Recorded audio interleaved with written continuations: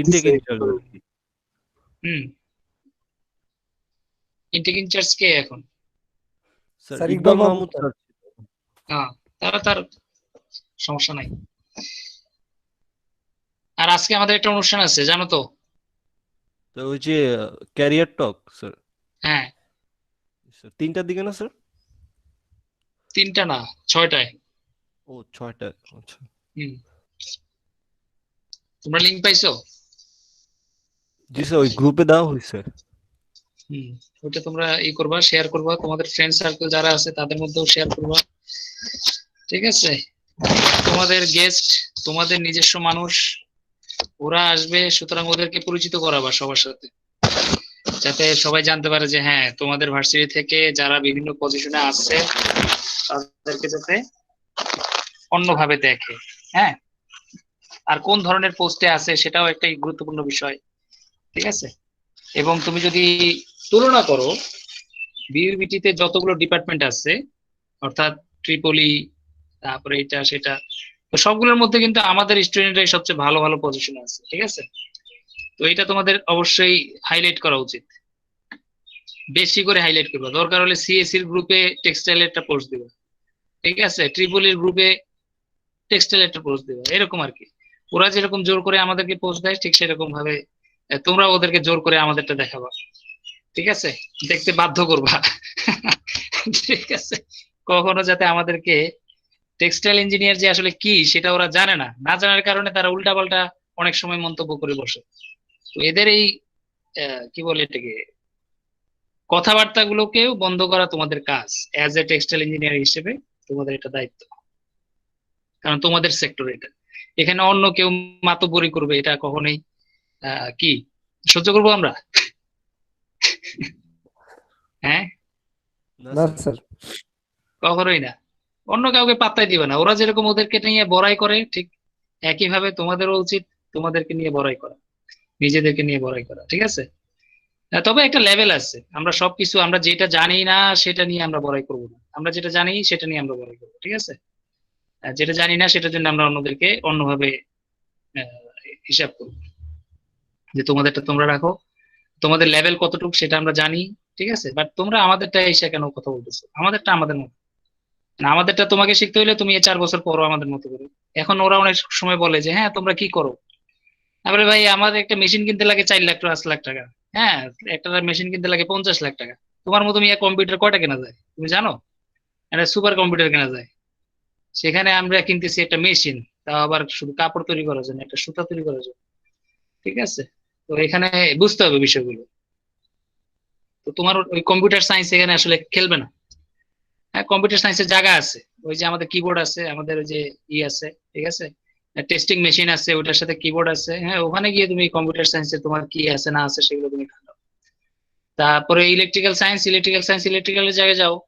আমাদের মেশিন গুলো যখন আসবে তখন হাই ভোল্টেজের সার্কিট লাগবে, কারেন্ট লাগবে, তো সেগুলো তুমি মেনটেন করা তোমার কাজ। ওগুলো তো আর আমার আমার দেখার বিষয় না। আমাদের দেশের যে লো পাওয়ার সাপ্লাই সেটা মেনটেন করা তো তোমার তোমার দরকার। কারণ এই মেশিন তো আর ওই মেশিন না যে বাসার ফ্লাগের মধ্যে লাগাই দিবা আর এটা চলবে। ঠিক আছে? একটা হিটারই যেখানে চলে না, একটা এসি লাইন তুমি লাগাইতে পার গেলে তোমার কারেন্ট চলে যায়, ভোল্টেজ পুড়ে যায়, সেখানে তুমি একটা টেক্সটাইল মেশিন যখন চালাবা তখন বুঝতে হবে সেটার ভোল্টেজ কিরকম।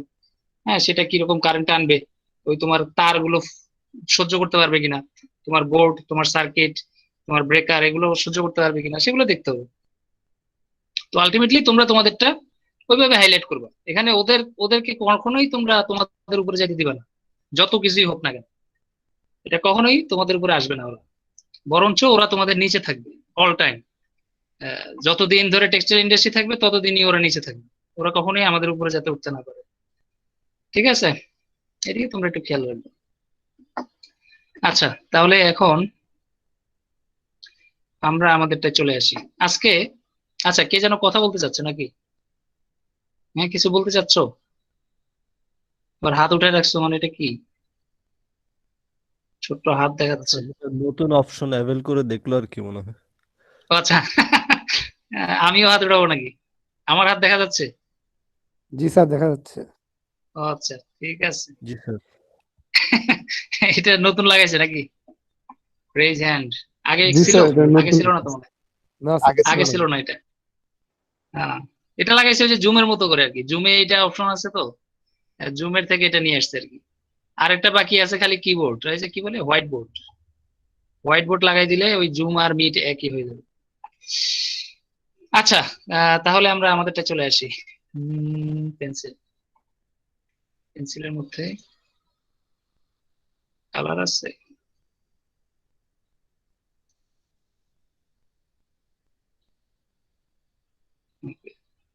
আচ্ছা, আজকে আমাদের যে টপিকসটা আমরা পড়বো সেটা হচ্ছে কমপ্লায়েন্স। তাহলে এই যে কমপ্লায়েন্স ইস্যুগুলো সেগুলো নিয়ে আমরা আজকে কাজ করবো। স্ক্রিন দেখা গেলে আমাকে একটু জানাবা সবকিছু জি ঠিক স্যার, মতো যাচ্ছে দেখা কিনা। যাচ্ছে। জি স্যার, হুম। দেখা যাচ্ছে। ওই তোমার অনেক সময় দেখা যাবে আমি কথা বলতেছি বাট তোমাদের ওখানে কিন্তু স্লাইড দেখাচ্ছে না। হ্যাঁ, তখন আমাকে একটু জানাইও যে স্যার আমাদেরটা এখনো আসে নাই। আচ্ছা, তাহলে কমপ্লায়েন্স ইস্যুর মধ্যে আমরা একটু আসি। হোয়াট ইজ কমপ্লায়েন্স, প্রথমে আমরা একটু আসি কমপ্লায়েন্সটা কি। এখানে কি বলছে দেখো, to a specific standard or law that has been clearly defined. তাহলে এটা আসলে কিছুই বলা যাবে না, শুধুমাত্র একটা ল কে আমি ইন্ডিকেট করতেছি, ল। আবার তুমি যদি বলো যে না এটা স্যার ল না, এটা হচ্ছে একটা স্ট্যান্ডার্ড, কারণ ল আবার অনেক অন্য জিনিস। আমরা এটাকে স্ট্যান্ডার্ড নামটা আমরা বেশি পরিচিত ল এর পরিবর্তে। ল মানে রুলস এন্ড রেগুলেশন, না মানলে অনেক কিছু হয়ে যায়, এরকম একটা বিষয়। আর স্ট্যান্ডার্ড বলতে যেটা বোঝায় সেটা হচ্ছে এই স্ট্যান্ডার্ডটা লেভেলটা মেনটেন করতে হবে। স্ট্যান্ডার্ডের নিচে যদি চলে যায় আলটিমেটলি সে অটোমেটিক কোয়ালিটি ফল করবে, এরর তৈরি হবে, কাস্টমার স্যাটিসফ্যাকশন কমে যাবে। এই ধরনের কতগুলো টার্মস এন্ড জিনিসগুলো তোমার এটার সাথে রিলেটেড, কিন্তু ল এর সাথে আবার এটা রিলেটেড না। হ্যাঁ, ল যদি বলি আমরা, ল এর বিষয়টা ভিন্ন। আবার এই ক্রাইটেরিয়া ফুলফিল করলে ভালো, না করলে কিছু হয় না আর কি, হয় অপরাধী হয় নয়তো অন্য কিছু। ল এর ভিতরে থাকলে সে ঠিক আছে, ল এর বাইরে চলে গেলে সে অপরাধী। আর আমাদের স্ট্যান্ডার্ডের ফলো করলে বেটার, আদারওয়াইজ যদি ফলো না করো তাহলে তোমার কোম্পানি, তোমার এমপ্লয়ি, তোমার ইন্ডাস্ট্রি এগুলো ফল করবে।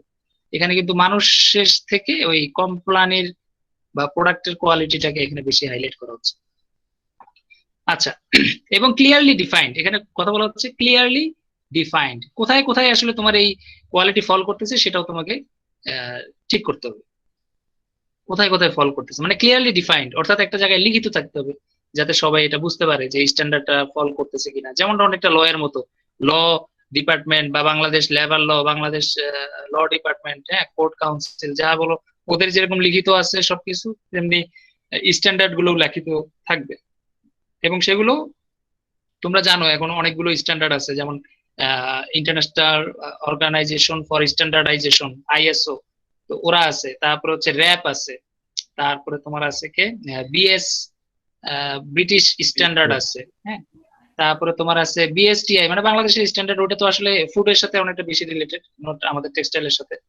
আর তাহলে মোটামুটি বলতে পারো যে British standard, international standard, WRAP, Oekotex, এখন নতুন করে ওরা আসছে লিডস, যদিও তারা গ্রিন বিল্ডিং মানে বিল্ডিং এর তোমার সেফটি নিয়ে আসলে ওরা বেশি কাজ করতেছে। তাহলে তাদের কাজগুলো একটু ডিফারেন্ট, অর্থাৎ এক একজন সার্টিফিকেশন বডি এক একটা নিয়ে কাজ করতেছে। হ্যাঁ, তুমি যদি এখন গার্মেন্টস এর প্রোডাক্ট কোয়ালিটি বলো তাহলে প্রোডাক্ট কোয়ালিটির জন্য ওরা একভাবে কাজ করতেছে, আবার যারা বিল্ডিং নিয়ে কাজ করতেছে, এনভায়রনমেন্ট নিয়ে কাজ করতেছে, হ্যাঁ, ওয়াটার নিয়ে কাজ করতেছে, তারপরে তোমার কি বলে এটাকে, ইভেন এয়ার, বাতাস, বা তোমার অন্যান্য যেগুলো আছে কেমিক্যাল নিয়ে অনেক আছে, কেমিক্যাল রিচ, REACH, রিচ মানে ইউরোপিয়ান অর্গানাইজেশনের আন্ডারে রিচ আছে। ওরা শুধু কেমিক্যাল নিয়ে কাজ করে, মানে অন্য কোনো কিছু নিয়ে তারা বদার না। তাহলে এরকম আর কি অনেকগুলো বিষয় আছে যারা বিভিন্ন টপিকস এর উপরে ভিত্তি করে তারা স্ট্যান্ডার্ড গুলোকে লিখিত রাখছে, কোনটা আমি মানবো কোনটা মানবো না, কোন স্ট্যান্ডার্ডটা চলবে, হ্যাঁ, কোনটা কোন দেশে যাবে। বা আমাদের নিজেদের দেশে যেমন আমরা যদি শুধু বাংলাদেশকে কেন্দ্র করে একটা স্ট্যান্ডার্ড তৈরি করি যে হ্যাঁ আমাদের দেশে এগুলো ইম্পোর্ট করা যাবে, এগুলো ইম্পোর্ট করা যাবে না, তার মানে ওইটা একটা স্ট্যান্ডার্ড হইতে পারে। বাট এটা লিখিত থাকলে বেটার, এটা আলাদা বডি হিসেবে থাকলে বেটার। তাহলে আমরা বলতে পারি যে হ্যাঁ এই যে বইটা, অর্থাৎ বাংলাদেশ কি বলে আমরা বলতেছি টেক্সটাইল স্ট্যান্ডার্ড, তাহলে এইটা ফলো করতে হবে। তাহলে বাংলাদেশে যদি আমার কোনো ইম্পোর্ট এক্সপোর্ট করতে যাই তাহলে আমার টেক্সটাইল রিলেটেড যদি হয় তাহলে এই বইটা ফলো করতে হবে, তখন আমরা এটাকে বলবো যে স্ট্যান্ডার্ড, অর্থাৎ এই স্ট্যান্ডার্ড আমাকে মেনটেন করে আমাকে কাজ করতে হবে। তো ইদানিং এখন বলা হচ্ছে কি, in readymade garments it is commonly enforced as code of conduct. অনেক সময় ইন্ডাস্ট্রিতে এই নামে পরিচিত, code of conduct, code of conduct নামে পরিচিত। যেমন by the buyer which refers to a list of labour standard. দেখো, কোড অফ কন্ডাক্ট বলতে সাধারণত বুঝতেই পারতেছো আচরণ বিধি, আচরণ বিধি। তাহলে আচরণ বিধিটা হচ্ছে লেবারদের স্ট্যান্ডার্ড, লেবাররা কি করবে, লেবারদের ফ্যাসিলিটি কি দিবা না দিবা সেগুলোর উপর ভিত্তি করে অনেক সময় রেডিমেড গার্মেন্টস ইন্ডাস্ট্রি গুলো একটা স্ট্যান্ডার্ড ফলো করে।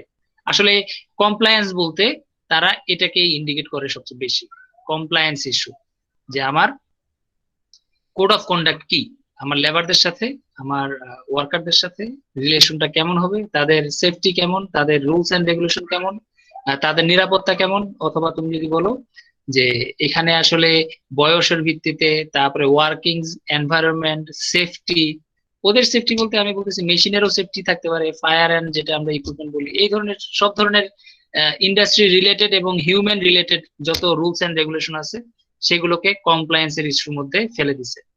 ইভেন এখন যেটা যে গ্রিন টেক্সটাইল বলা হচ্ছে, এটা কিন্তু আসতেছে কোথা থেকে, আসলে আসতেছে কিন্তু এখান থেকেই।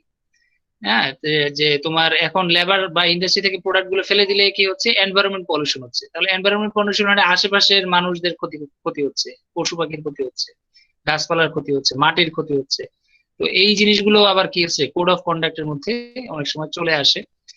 সেখানে আমরা ওই ধরনের ল গুলোকে ফেলে দিই, কমপ্লায়েন্স ইস্যুতে ফেলে দিচ্ছে। যেমন ইটিপি প্লান্ট এখন একটা কমপ্লায়েন্স ইস্যু না, ইটিপি প্লান্ট নাই, কেন নাই ইটিপি প্লান্ট, তাহলে এটা হচ্ছে একটা কমপ্লায়েন্স ইস্যু।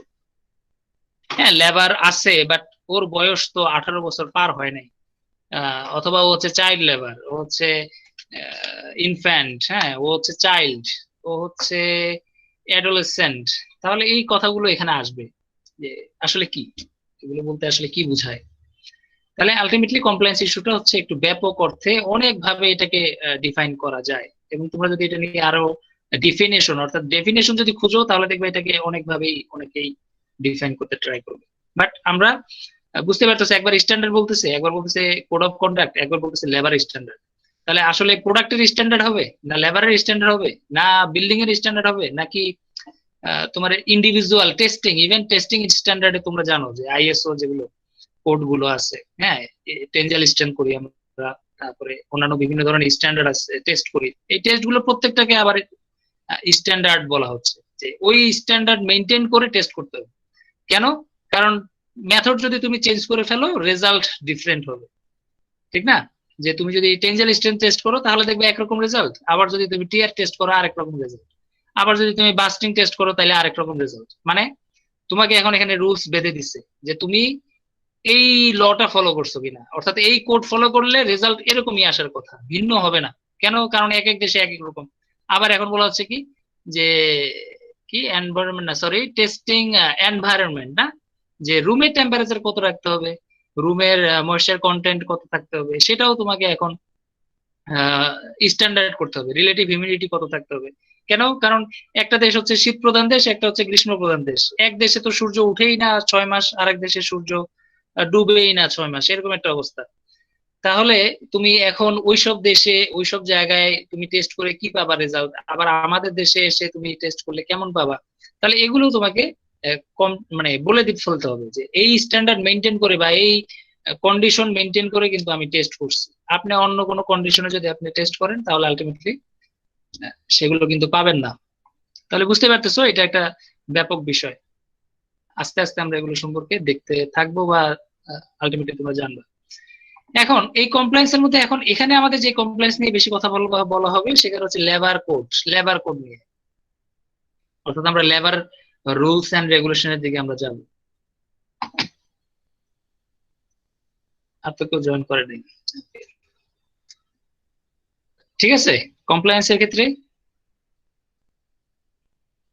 জি স্যার। ওকে, তাহলে এখন আমরা ফাংশনে চলে আসি। তাহলে এই লেবার কোড বা এটা সম্পর্কে আসলে ওর কাজটা কি হবে, তাহলে এখন কমপ্লায়েন্স বা এই ডিপার্টমেন্ট আসলে এটা করবেটা কি? তাহলে প্রথমে হচ্ছে কি আইডেন্টিফাই করবে। এখন আইডেন্টিফাই করবে কিসের? রিস্ক, কোথায় কোথায় রিস্ক আছে। প্রিভেনশন করবে। কি প্রিভেনশন করবে তাহলে? বুঝতেই পারতেছো? হ্যাঁ, এই রিস্ক। জি স্যার, রিস্ক গুলো। জি স্যার। হ্যাঁ, এরপর হচ্ছে মনিটর করবে এন্ড ডিটেক্ট করবে, মনিটর করবে এবং ডিটেক্ট করবে। তাহলে এটা কি করবে? এটা কাজ কি? এটার আবার কোনটা? এটাও কিন্তু দেখো এই যে রিস্ক। ঠিক আছে। Resolve compliance difficulties as they occur, that means resolution. যদি কোনো রিস্ক তুমি পাও, খুঁজে পাও, তাহলে সেই রিস্কটা কিভাবে দূর করবা?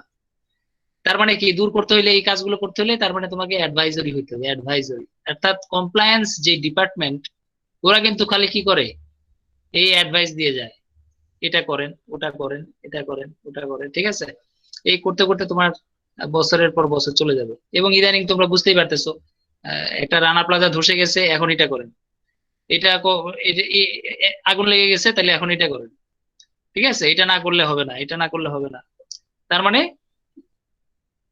একটা কিছু হইলেই ওরা আসবে, হয় সলভ করবে, আর নয়তো সেটা অ্যাডভাইস করবে, মনিটর করবে, রিজলভ করবে, এবং সেটা রিলেটেড আইডিয়া গুলো বা তোমার কি বলবো, সলিউশন গুলো তোমার অ্যাডভাইস দিবে। এটা হচ্ছে তাদের কাজ কমপ্লায়েন্স ইস্যু, যে কোনো বিষয়ে। যেমন তুমি এখন যদি এনভায়রনমেন্টের সাথে রিলেট করো, তুমি অন্যান্য গুলোর সাথে রিলেট করো, সবগুলোতে তুমি এগুলোই পাবে। ঠিক আছে। এবং কন্টিনিউয়াস একটা মনিটরিং এ থাকবে, ডিটেকশনে থাকবে। অনেক সময় এই যে যেমন রানা প্লাজার ঘটনাটা, এটা কি আসলে জানতো না? হ্যাঁ, এতগুলা বডি ছিল বাংলাদেশে, এতগুলো কোয়ালিটি ডিপার্টমেন্ট ছিল, এত এনভায়রনমেন্টালিস্ট ছিল, এত হিউম্যান রাইটস অর্গানাইজেশন ছিল, তারা কি ঘুমাইছিল? হঠাৎ করে রানা প্লাজা ধসে পড়ে গেল, কারো কোনো খবর নাই। তার মানে কি, মনিটর নাই, ডিটেকশন নাই, রিজলিউশন মানে সলভও করার কোনো ইচ্ছা নাই। হ্যাঁ, অ্যাডভাইস করবে কি আর করছে কি, সেটাও তুমি বুঝতে পারতেছো যে কন্ট্রোলিং পাওয়ার বা মনিটরিং স্কিল গুলো কত দুর্বল। হ্যাঁ, তাহলে আলটিমেটলি এটা মানে হয়ে যাওয়ার পরে তুমি সারা বাংলাদেশে একটা কেওস তৈরি করলা, যে হ্যাঁ সব ইন্ডাস্ট্রি এখন চেক করতে হবে। তাহলে সব ইন্ডাস্ট্রি চেক করে না করে তুমি যদি শুধু রানা প্লাজাটাই আগে চেক করতা, তাইলে কিন্তু আর এত কষ্ট হইতো না। হ্যাঁ, তো মানে আগে কাজটা না করে এটা পরে হয়ে গেছে। এখন পরে কাজ করে তোমার লস হয়েছে কোথায় তুমি যদি দেখো, অনেক কস্টিং তোমাকে বিয়ার করতে হচ্ছে, হিউজ একটা বার্ডেন তোমাকে সহ্য করতে হচ্ছে। আহ, আমি যদি বলি যে ওয়েস্ট অফ মানি, হ্যাঁ, টাকার একটা বিশাল ধাক্কা তোমরা খেলা টেক্সটাইল সেক্টর। এবং নতুন করে যখন আমরা ইন্ডাস্ট্রি করতে যাচ্ছি, এখন আমরা হয়তো বা একটু কেয়ারফুল হচ্ছি আর কি। তো এই কাজগুলো আমাদের আগে করা দরকার ছিল। তার মানে এই যে তুমি 5 থেকে রানা প্লাজা ধ্বংস হয়েছে কবে, এটা ডেটটা মনে আছে কারো? 2012? হুম, 12, 13, 13 মনে হয় নাকি? স্যার, এরকম 12, হবে 13 আর কি। দুইটার একটা। 12, 13, আমি তখন ইন্ডাস্ট্রিতে ছিলাম আর কি, ইন্ডাস্ট্রিতে আমি জব করতেছিলাম। ওই সময়ে দেখি ইন্ডাস্ট্রি সবাই কাঁদতেছে। আমি বলি কি রে ভাই, কি হইলো হঠাৎ করে? আহ বুঝছো, আমি তো আর জানি না কোথায় থেকে কি খবর হয়েছে, সবাই দেখি আরে হাই হাই হাই হাই করতেছে। আমি বলি আরে ভাই কি হইলো হঠাৎ করে, এত হাই হাই করার কি আছে দেশে? হ্যাঁ, তো হঠাৎ করে শুনে যে হ্যাঁ রানা প্লাজা তো ধ্বংস হয়ে গেছে ওইদিকে ঢাকায় এসে কি। আমাদের, আমি তো আবার আশুলিয়ারই মানুষ, বলে আশুলিয়ার এখানে, সাভারের এখানে। আমি বলি কি রে ভাই, আমাদের এলাকায় এত বড় একটা গার্মেন্টস কিভাবে ধসে গেল? হ্যাঁ, এতগুলো মানুষ মারা গেল, আর কন্টিনিউয়াস সবাই খবর নিচ্ছে আর কি। তো এই যে হঠাৎ করে এরকম একটা বিল্ডিং পড়ে গেল, মানে কেউ বুঝলো না, ধরতেও পারলো না, আইডিয়াও করতে পারলো না, এটা কেমনে সম্ভব? হ্যাঁ, তো এই যে ঘটনাগুলো ঘটছে এবং ঘটার পরে সবাই চিন্তিত, এটা আসলে একটা বড় ধরনের সমস্যা। এই ডিপার্টমেন্ট গুলো আসলে আছে, বুঝছো, এগুলো প্রত্যেকটা ইন্ডাস্ট্রির মধ্যেই এখন কাজ করতেছে, বাট এদের দক্ষতার উপরে ভিত্তি করেই আসলে এরকম হয়ে গেছে আর কি। এখন ইদানিং কি হচ্ছে, ওই যে ফরেনাররা আসছে, যেমন অ্যাকর্ড, হ্যাঁ, তারপরে অ্যালায়েন্স, এই গ্রুপগুলো এসে এখন আমাদেরকে মনিটর করতেছে, যেটা কিন্তু নিজেরাই করতে পারতো যদি নিজেরা সৎ হইতো, নিজেরা যদি দায়িত্বশীল হইতো, নিজেরা যদি ওইভাবে আসলে দায়িত্ব নিয়ে কাজ করতো, তাহলে আসলে এই ফরেন কোম্পানিগুলোকে আমাদের কোটি কোটি টাকা দেওয়া লাগতো না। হ্যাঁ, স্যার, এদেরকে। নিজেদের স্বাধীনতাটাও তো অনেকখানি মানে হয়েছে, নষ্ট হয়েছে। কোনটা? মানে এই যে বললেন যে ফরেন ইয়ারা যদি ইনভলভ হয়, মানে নিজেদের যে একটা স্বাধীনতার জায়গাটা। ফরেনাররা মানে ওই যে তোমাকে অর্ডার ক্যান্সেল করে দিচ্ছিল না, জি স্যার। ওরা তো অর্ডার ক্যান্সেল করে দিচ্ছিল। তো তুমি তো ওদেরকে এনশিওর করতে পারো নাই যে এটা একটা বিচ্ছিন্ন ঘটনা, বা কি বলবো, এটা নিজেদের দায়িত্বহীনতার পরিচয় আর কি, ঠিক না? তুমি তো সেটা করতে পারো নাই। তো ওরা তোমাকে ট্রাস্ট করবে কেন? জি স্যার, তা বুঝতে তো পারছো? অবশ্যই। যেখানে তুমি নিজে নিজে দায়িত্বশীল না, সেখানে তুমি আরেকজনকে তো আর ব্লেম দিতে পারো না। আলটিমেটলি দোষটা তো আমাদেরই, ওদের তো কোনো দোষ নাই। ওরা তো মনে করো কি বলবো, সুযোগ পাইছে বা চাইসা সুযোগ কাজে লাগা ফেলছে, বুঝো নাই? হ্যাঁ, জি স্যার। যেমন মানবাধিকার কর্মী, হ্যাঁ, আমাদের বলে যে বাংলাদেশে হিউম্যান রাইটস ফলো করতেছে না, এটা করতেছে না, ওইটা করতেছে না। তো এগুলো আসলে ফরেনারদের এত মাথা ব্যথা কেন? এটা আমাদের দেশের মানুষ ইচ্ছা করে করতেছে কেন? এটাই তো কথা। ওদের দেশের মানুষ বুঝতে পারতেছে, হ্যাঁ, আমেরিকার মানুষ বুঝতে পারছে বাংলাদেশে হিউম্যান রাইটস নষ্ট হচ্ছে। ঠিক আছে, অন্যান্য দেশের মানুষ বুঝতে পারতেছে, এখন বাংলাদেশের মানুষ নিজেরা বুঝতে পারতেছে না যে এটা হচ্ছে। তো এটা দোষটা কাদের? দোষটা তো আমাদেরই। কারণ এইসব ইস্যু নিয়ে কথা বলতে গেলে এগুলো মানে সবগুলো রিলেটেড, কারণ এগুলো খুবই সেন্সিটিভ ইস্যু। এবং এগুলো যদি তুমি ঘাটাঘাটি করো, আলটিমেটলি দেখবা অনেক কিছু বের হবে। ওই যে বলে না, কেঁচো করতে সাপ বের হয়, এরকম একটা জি অবস্থা। স্যার। আলটিমেটলি সেগুলো করে না এবং করতেও দেয় না। তুমি যদি যাও দেখবা তোমাকে পারমিশন দিবে না। হ্যাঁ স্যার, আর দেখি আপনার ফ্যাক্টরিটা একটু দেখতে আসছি। কোথা থেকে আসছেন ভাই? আসলে আমি কোথা থেকে আসি নাই, আমি আসলে দেখতে আসছি আপনার ইন্ডাস্ট্রিটা আসলে কেমন। ঠিক আছে, দেখবা তোমার ঢুকতে দিবে না আর। ঠিক ঠিক আছে। আর যদি তুমি বলো যে স্যার আমি আসলে একটু আসছি আপনার ইন্ডাস্ট্রিটা একটু দেখতে, একজনের সাথে দেখা করতে, তাইলে ঠিক আছে। কিন্তু তুমি যদি এটা বলো যে স্যার আমি তো আসছি আপনার ইন্ডাস্ট্রি দেখতে, হ্যাঁ, ভিতরে কি হচ্ছে না হচ্ছে সেগুলো জানতে, এর তো গেছো তুমি শেষ হয়ে। হ্যাঁ, তোমার আর ঢুকতে দিবে না।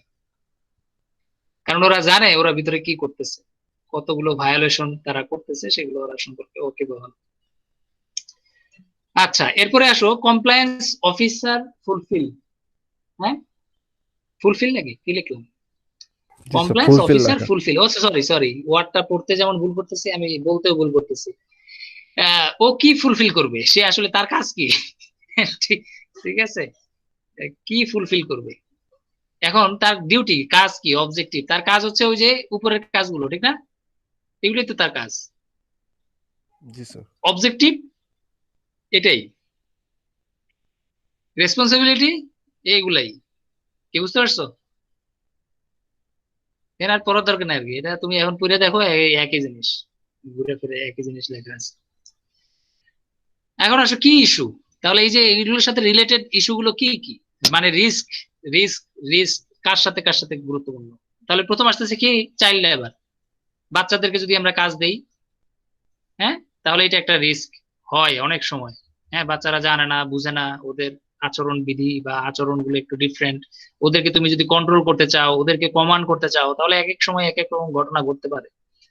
ফোর্সড লেবার, অনেক সময় আমরা অনেক মানুষদেরকে জোর করে কাজ করাই। এটা অনেক দেশেই হয়, ইভেন আমাদের দেশেও একটা সময় হয় হয়তো। স্টিল নাও যদি আমি বলি, আসলে বাংলাদেশেও এখনো হয় ফোর্সড। হ্যাঁ, তোমাকে কাজ করতেই হবে, করবা না মানে না করলে চলে যাও। ঠিক আছে, তার মানে হচ্ছে তোমার এখানে ভূমিকাটা কম, তোমার নিজস্ব একটা স্বকীয়তা নাই। এখানে যখন তোমার অন্য কেউ বলবে তখন তোমাকে সেটাই মানতে হবে। Ultimately forced labour. এখন বাই রুলস যদি বলো, এটা হচ্ছে বাই রুলস এ আমরা ফোর্সড, অথবা যদি বলো অ্যাজ এ সার্ভেন্ট, হ্যাঁ, সার্ভিস হোল্ডার আমরা যদি বলি, চাকরি করতেছি, তাহলে এটাকে বলা হয় যে ফোর্সড। চাকরি মানে চাকর, তাহলে এই ফোর্সড মানে you are forced to do this, তাহলে তোমার এটা হচ্ছে বাধ্য। যদিও আমরা এটাকে কি অফিসিয়ালি বানায় ফেলছি, অফিসিয়ালি তুমি ফোর্সড, হ্যাঁ, এটা মানতেই হবে। এটা শুরু থেকেই তোমাকে মানতে হবে, মানে এটা অফিসিয়ালি ফোর্সড। বাট আরেকটা ফোর্সড আছে, সেটা হচ্ছে ওই যে তোমাকে বেতন দিবে না, তোমাকে স্যালারি দিবে না, বাট তোমাকে জোর করে কাজ করাবে। এখন এটার ধরনটা কেমন? এটা ধরনটা হচ্ছে ওই যে যেমন আমি যদি বলি জেলখানায় মানুষ আছে, জেলখানার কি কয়েদিরা, তাহলে ওদের তো অলরেডি আটকে রাখছি আমি। এখন ওদেরকে আমি ব্যবহার করব, ওদেরকে দিয়ে কাজ করাবো। একে তো ওরা অপরাধী, এখন বৈশা বৈশা খাবে, ঠিক আছে, ওদেরকে দিয়ে আমরা কাজে লাগাই। তো বিষয়টা হচ্ছে এরকম। এই যে যেমন চায়নাতে, যদিও আমরা শুনছি বা অনেক হিডেন নিউজ যে হ্যাঁ চায়নাতে ওরা তোমার জেলখানার কয়েদিদেরকে দিয়ে তারা ইন্ডাস্ট্রি চালাচ্ছে, উইদাউট স্যালারি। যেমন আমাদের দেশে কি আমরা বলি মিনিমাম স্যালারি, না মিনিমাম স্যালারি দিচ্ছি 4,000 টাকা, ওদের দেশে তাহলে ওরা স্যালারি দিচ্ছে না। তাহলে বুঝতেই পারতেছো ওর সাথে কস্টিং এ তুমি কোনোদিনই পেরে উঠবে না, ঠিক না? তোমার তো এখানে স্যালারি দিতে হচ্ছে, তোমার এখানে বোনাস দিতে হচ্ছে, তোমার এখানে এই দিতে হচ্ছে, বাট ওদের দেশে কি করা লাগতেছে, কিছুই দেওয়া লাগতেছে না, ওরা ওকে ফোর্স করাইয়া যেহেতু তুমি অপরাধী তোমার এই কাজ করতে হবে। হ্যাঁ, তো ওরে দিয়া উৎপাদন দিচ্ছে, ওরে দিয়া প্রোডাকশন করতেছে, আলটিমেটলি স্যালারি নাই, শুধু খাইতে দিচ্ছে বাস, চলতেছে। তো মোটামুটি যদি বলো তাহলে এটাও একটা ফোর্স লেবার। আবার আরো কিছু ফোর্স লেবারের উদাহরণ আছে, যেমন ইন্ডিয়াতে আছে যে অনেক সময় কি করে, যেমন মেয়েদের বিয়ে দেওয়ার সময়, হ্যাঁ মেয়েদের বিয়ে দেওয়ার সময় কি হয়, ওই যে টাকা লাগে আর কি, যৌতুক। তো যৌতুকের টাকা ওরা ম্যানেজ করতে পারে না, ম্যানেজ করতে না পারার কারণে দেখা যায় অনেক সময় এই তোমার ই করে, এই ওদের পিতা মাতারা ওদের ওই মহিলাকে বা ওই মেয়েকে দিয়ে দেয় ইন্ডাস্ট্রিতে, যে তুই যা ওখানে যায় কাজ কর। তা 3 বছর 4 বছর 5 বছর কাজ করে আর কি, কন্টিনিউয়াস কাজ করে, কাজ করে কি হয় ওই যে লাস্টে ওই বিয়ের টাকা জোগাড় হয়। হ্যাঁ, ও বিয়ের টাকা ওকে দিয়ে দেয়, বাস ও এটা দিয়ে আসলে বিয়ে করতে আসে। তো এরকম একটা কমিটমেন্টে ইন্ডাস্ট্রি গুলো চালাইতে চেষ্টা করে অনেক সময় এরকম, এবং বিভিন্ন ধরনের এই ধরনের অনেক ধরনের ঘটনা আছে বিভিন্ন দেশে, ভিয়েতনাম বা অন্যান্য দেশগুলো। তো সেগুলো সম্পর্কে তোমরা যদি খবর নাও বা আরো ডিটেলসে তোমরা যদি একটু সার্চ করো, তখন তুমি এই ফোর্স লেবারের অনেক কিছু মানে উদ্ভট বা আনবিলিভেবল কিছু হিস্টোরি তোমরা এখানে মানে পাবা আর কি। আর হ্যারাসমেন্ট অ্যাবিউজ তো আছেই, এটা তো আর বলে লাভ নেই। ইভেন ছেলেরাও হ্যারাসমেন্ট হচ্ছে, মেয়েরাও হ্যারাসমেন্ট হচ্ছে, এরকম একটা অবস্থা দেশে। হেলথ এন্ড সেফটি ইস্যু, এটা আমরা খুব সহজেই বুঝতে পারি। Health and safety issue, compensation and benefit, সেটাও আমরা বুঝি। কম্পেনসেশন এন্ড বেনিফিট বলতে হচ্ছে যেটা বলতেছে আর কি, তোমাকে চাকরি ছাঁটাই করে দিচ্ছি বা এটা করতেছি ওটা করতেছি, তাহলে তারপরে তোমার পেনশনে চলে যাচ্ছে, অনেকদিন কাজ করতেছো, অথবা হঠাৎ করে ইন্ডাস্ট্রি বন্ধ করে দিচ্ছি, তখন তোমার কি হবে, এরকম একটা অনেকগুলো জিনিস আছে যেগুলো সম্পর্কে অনেক সময় ফলো করে, অনেক সময় ফলো করে না। বেসরকারি প্রতিষ্ঠান যেহেতু আমরা আমরা আসলে অনেক কিছুই মানি না, যদিও এখানে অনেক রুলস আছে। যেহেতু কমপ্লায়েন্স হয়েছে আমরা বলছি ল, তাহলে ল আছে আর কি, অনেক ল আছে যে তুমি ওকে বের করতে পারবে না, বের করতে হলে কয়েক মাসের টাকা দিতে হবে বা কতদিনের বেতন দিয়ে দিতে হবে। আবার কাকে তুমি বের করতে পারবা, কাকে বের করতে পারবা না, এই ধরনের কিছু অনেক কিছু নিয়ম কানুন আছে। এরপরে ওয়ার্কিং আওয়ার, এই যে বর্তমানে আমরা বলি ওয়ার্কিং আওয়ার হচ্ছে 8 ঘন্টা 12 ঘন্টা 10 ঘন্টা 14 ঘন্টা, যাই হোক ওভার টাইম দিতে হবে, এক্সট্রা কাজ করতে হলে ওভার টাইম দিতে হবে, তাহলে এই জিনিসগুলো এখানে ইনক্লুডেড। ডিসক্রিমিনেশন, তাহলে মহিলাদেরকে একটু বেশি স্যালারি দিচ্ছে, ছেলেদেরকে একটু কম স্যালারি দিচ্ছে না, এরকম অবস্থা, বা উল্টা, অথবা ডিফারেন্ট। হ্যাঁ, আহ, বড় পোস্ট গুলোতে এখন ছেলেরা ছিল, এখন জোর করে মেয়েদেরকে বসানো হচ্ছে, বা এরকম আর কি বিষয়গুলো আহ, মানে চলতেছে আর কি, ডিসক্রিমিনেশন। হ্যাঁ, এটা 50% হইতে হবে, ওইটাও 50% হইতে হবে, ছেলেও 50% হইতে হবে, মেয়েও 50% হইতে হবে। এখানে দেখার দরকার নেই এটা যোগ্য অযোগ্য, এটা দেখার দরকার নেই, এখানে হচ্ছে ইকুয়াল ডিস্ট্রিবিউশন হইতে হবে। এখন বাধ্য করে, এখন তার দক্ষতা নাই, তার যোগ্যতা নাই, তাকেও আমি আমার ইসে আইনে বসাই দিব, মানে বসাইতেই হবে। হ্যাঁ, এই বিষয়গুলো হচ্ছে সমস্যা। তারপর হচ্ছে ডিসিপ্লিন তো আছেই, এটা তো আর বলে লাভ নেই, ডিসিপ্লিনারি ইস্যু, ডিসিপ্লিন।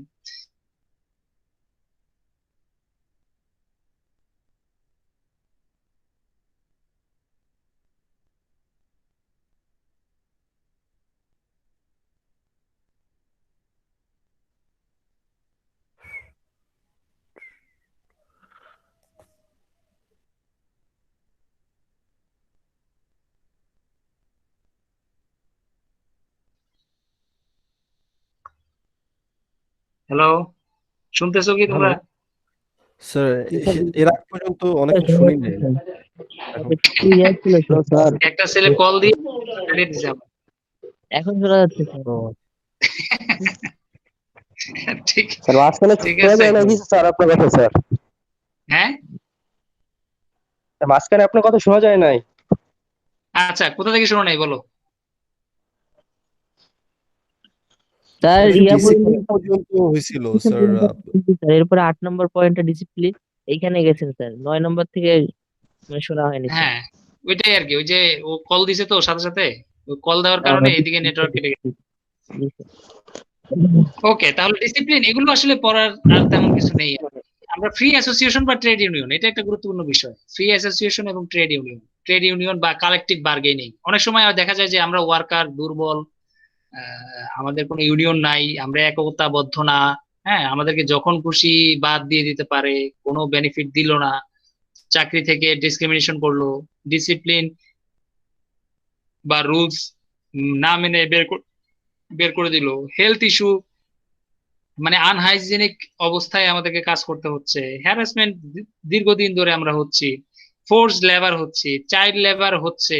এই যে অনেকগুলো ইস্যু আছে, এই ইস্যুগুলো মালিক পক্ষের সাথে বা যারা অনেক বড় বড় পোস্টে হ্যান্ডেল করতেছে, অর্গানাইজেশনের লিডার, হ্যাঁ, মালিক, যেমন আমাদের বুঝতেই পারতেছো বিজিএমইএ, বিকিএমইএ, হ্যাঁ, বিটিএমইএ, মানে মালিকদের অর্গানাইজেশন। বুঝতেই পারতেছো কি রকম পাওয়ারফুল এক একটা অর্গানাইজেশন। তো সেই সব অর্গানাইজেশনের সাথে তুমি কিভাবে পেরে উঠবা কিভাবে? এইটা হচ্ছে গরিবদের অর্গানাইজেশন, ঠিক আছে? এটাকে বলা হয় কি, গরিবদের অর্গানাইজেশন। মাঝে মাঝে তোমরা যেসব দেখো সেগুলো হচ্ছে এরা করে, মানে যখন দেখে যে আর পারে না, হ্যাঁ, তখন এরা নামে আর কি। তারপরে কি হয় এরপরে তো জানোই, তারপরে ওদের অবস্থা কি হয়। তো মালিকদের একটা অ্যাসোসিয়েশন আর এই যে দুর্বলদের একটা অ্যাসোসিয়েশন। তো ওরা অনেক সময়, যেমন বিদেশে বিদেশে বা ফরেন কান্ট্রি গুলোতে এরা খুবই স্ট্রং। বুঝতে পারতেছো? Strong body. কারণ ওদের দেশের মানুষ তো আর অশিক্ষিত না। আমাদের দেশের এই ট্রেড ইউনিয়নের যে নেতা, এ দেখা যাবে কোথা থেকে আসছে তার কোনো ঠিক নাই। বাট বিদেশি অর্গানাইজেশন গুলোতে এই ট্রেড ইউনিয়ন গুলো খুবই মারাত্মক। কোম্পানির মালিককে জরিমানা করে দেউলিয়া বানায় দিতে পারে, ঠিক আছে? একজনের সাথে যদি কোনো ঘটনা ঘটে, ওর পুরা ফাইন, মানে ওরে এমন ভাবে জরিমানা করে, ওর পুরা কোম্পানি বেচা দিলেও ও আসলে আর শোধ করতে পারবে না, এমন একটা অবস্থায় তারা নিয়ে যায়। That means rules and regulation খুবই স্ট্রিক্ট। ইভেন অনেক মজার একটা ঘটনা আছে, যেমন চায়নাতে আমরা কিছুদিন আগে আমি কয়েকটা জিনিস দেখছিলাম যে মানুষ ইচ্ছা করে যায় ওই যে গাড়ির নিচে অ্যাক্সিডেন্ট করতে। কারণ গাড়ির নিচে অ্যাক্সিডেন্ট করলে কি হবে, ওই যে গাড়ির ড্রাইভার, সে বাধ্য থাকে ওই লোকের সারা জীবনের ভরণ পোষণ করতে, যদি কোনো মারাত্মক ঘটনা ঘটে যায়। তো অনেক সময় দেখা যায় যারা চাকরি করতে পারে না, চাকরি পায় না, বেকার, তারপরে মানে আয় রোজগার করতে পারতেছে না, ওরা কি করতেছে, ওই যে এই ধরনের আশ্রয় নিতে চাচ্ছে। হ্যাঁ, গাড়ির নিচে গিয়ে আত্মহত্যা করতে চায়, অথবা গাড়ির সাথে ধাক্কা খেয়ে ওর একটা পা ভেঙে যে নিতে চায়। তো এটার মাধ্যমে সে আসলে ওই যে ওরে বিপদে ফেলতে চায়। আমাদের দেশে কি হয় উল্টা, ঠিক না? আমাদেরকে মেরে দিয়ে চলে যায় ড্রাইভার। আর ওদের দেশে ডিফারেন্ট, ওরা মরতে চায় যে গাড়ির নিচে যাই আমরা মরি, তাইলে কি হবে, আমি সারা জীবন আরামে কাটাইতে পারবো। তাহলে বুঝতেই স্যার পারতেছি তো আমাদের রুলস এন্ড দেশে যদি রেগুলেশন। এরকম স্যার আমাদের দেশে এরকম ল থাকলে আরো বেশি হইতো আমার কাছে মনে হয় স্যার। কোনটা? মানে এই যে মানে অ্যাক্সিডেন্ট করলে তার যে একটা ইয়া করতে হবে সারা জীবন তার যে দেখভালের ব্যাপারটা, হ্যাঁ, এরকম যদি ল থাকতো আমাদের দেশে মনে হয় আরো বেশি হইতো স্যার। হ্যাঁ, আমাদের দেশে বেশি হইতো কেন, কারণ ওই যে তুমি তো ওইটা মেনটেন করতে পারো নাই, তুমি তো সবাইকে আসলে ওই ধরনের আহ, কি বলবো এনসিউরিটি দিতে পারো নাই, লাইফের সিকিউরিটি, লাইফের যে টেস্ট, হ্যাঁ, এটা তো তুমি দিতে পারো নাই। ওদের স্বয়ং সম্পূর্ণতা তো তুমি দিতে পারো নাই, ওদের দেশে তো আর এটা নাই। ওদের দেশে তো গুটি কয়েক মানুষ, গুটি কয়েক, ঠিক না? ওদের তো সবাই না। আমি তো আর সবাইকে বলবো না যে সবাই এরকম, গুটি কয়েক যারা দেখা যাচ্ছে আর পারতেছে না, যেমন মহিলারা পারতেছে না। হ্যাঁ, একজন দুইজন মহিলা, তা অনেক ওদের তো আরো সামাজিক সমস্যা ওদের আরো বেশি আর কি। বুঝতে পারছো? ওরা তো মনে করো সারাদিন কাজ করে টাকা যা পায় ওটা দিয়ে আবার সারা রাত চলে, এরকম একটা অবস্থা আর কি। পরের দিন কিন্তু আবার চলে না, মানে ওদেরটা কিন্তু ওই যে আওয়ার ভিত্তিক, ঘন্টা ভিত্তিক মানে ইনকাম। হ্যাঁ, ঠিক আছে, ওগুলো কিন্তু আরো মানে মারাত্মক বিষয়। কারণ কাজ না করলে তুমি খাইতে পারবে না, কন্টিনিউয়াস। এখন বৃদ্ধ বয়সে তুমি খাবা কি যদি তোমার সঞ্চয় না থাকে? তখন তুমি কি করবা? হ্যাঁ, আমাদের দেশে তো মনে করো আমাদের সঞ্চয় না থাকলেও মনে করো অনেক রকম ব্যবস্থা আমরা করে ফেলি একটা না একটা, বা সামাজিক, বা একজনের না থাকলে মানে আমরা একজন একজন কিন্তু 5-6 জনকে আমরা বহন করি, ঠিক না? ওদের দেশে তো এটা না, ওদের দেশে তো 5 জনকে 5 জনই করতে হবে, না হলে কেউই চলতে পারবে না, বিষয়টা এমন।